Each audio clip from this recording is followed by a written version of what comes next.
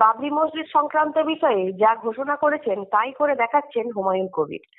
নানা হুমকি, এমনকি প্রাণনাশের হুমকির পরেও রোখা যাচ্ছে না হুমায়ুন কবিরকে। প্রথম দিকে বেশ কয়েকটি বিষয়ে ধাক্কা খেতে হয়েছে হুমায়ুনকে, কিন্তু তারপরেও পিছিয়ে যাননি তিনি। বাবরি মসজিদের শিলান্যাস থেকে নির্মাণ কাজ সবটাই ঘোষণা মতো নির্দিষ্ট সময়ে করেছেন মুর্শিদাবাদের বর্তমান নায়ক। 11 তারিখ 1200 হাফেজকে দিয়ে কোরআন পাঠের মাধ্যমে মসজিদ নির্মাণের কাজ শুরু হয়েছে। আগেই ঘোষণা করেছিলেন 12ই ফেব্রুয়ারি বাবরি যাত্রা করবেন। বাবরি যাত্রা তার রুট ছিল নদিয়ার পলাশী থেকে উত্তর দিনাজপুরের ইটাহার।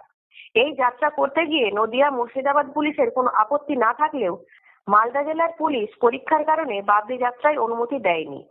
পুলিশের তরফে জানানো হয় পরীক্ষার পর এই যাত্রা করার জন্য।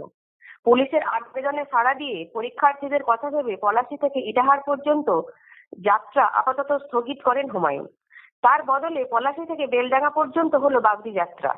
পুলিশ সূত্রের খবর, এই যাত্রার জন্য কোনো অনুমতি ছিল না, কিন্তু তারপরেও পলাশী থেকে বেলডাঙ্গা এই বাবরি যাত্রায় বাধা হয়নি পুলিশ।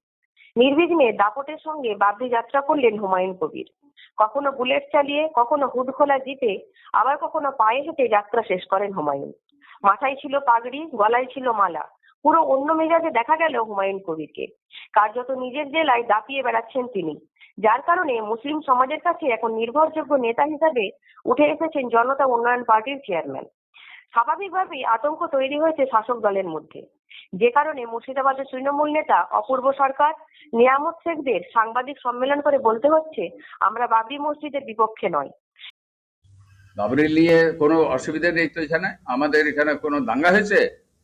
বাবরি মসজিদ করছে তার জন্য কি কোনো কোনো জায়গায় কোনো দুর্ঘটনা ঘটেছে?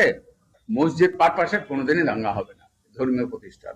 মন্দির পারপাসে কোনোদিনই দাঙ্গা হবে না, ধর্মীয় প্রতিষ্ঠান। যে আবেগে পড়ে একটা বাবরি মসজিদ ওখানে ধ্বংস হয়েছে, এখানে বাবরি মসজিদ তৈরি করবো বলে যে মানে আজকাল চেয়ারম্যান যেটা সে করেছে, তো মসজিদ হোক, মসজিদের জায়গায় মসজিদ করুক, তাতে আমরা কোনো প্রতিবাদ বা বিরোধ আমরা করতে যাচ্ছি না। আমাদের দলের পক্ষ থেকে পশ্চিমবাংলা আমাদের মমতা বন্দ্যোপাধ্যায় থেকে শুরু করে আমাদের অভিষেক মহাশয় থেকে শুরু করে সমস্ত আমাদের দলীয় যত পোর্টফোলিও নেতৃত্ব আছে, এই বিষয় নিয়ে কোনোদিনই মুখ খুলছে না, মুখ খুলবেও না, মুখ খোলার প্রয়োজনই তো নেই। কিন্তু হুমায়ুনকে দল থেকে সাসপেন্ড করার সময় রাজ্যের মন্ত্রী তথা কলকাতার মেয়র ফিরহাদ হাকিম বাবরি নিয়ে আপত্তি তুলেছিলেন। এখন হুমায়ুনের জনপ্রিয়তায় ঘুম উড়েছে তৃণমূলের। সেই জায়গা থেকে বাবরি ইস্যুতে ড্যামেজ কন্ট্রোল করার চেষ্টায় মুর্শিদাবাদের তৃণমূল নেতারা।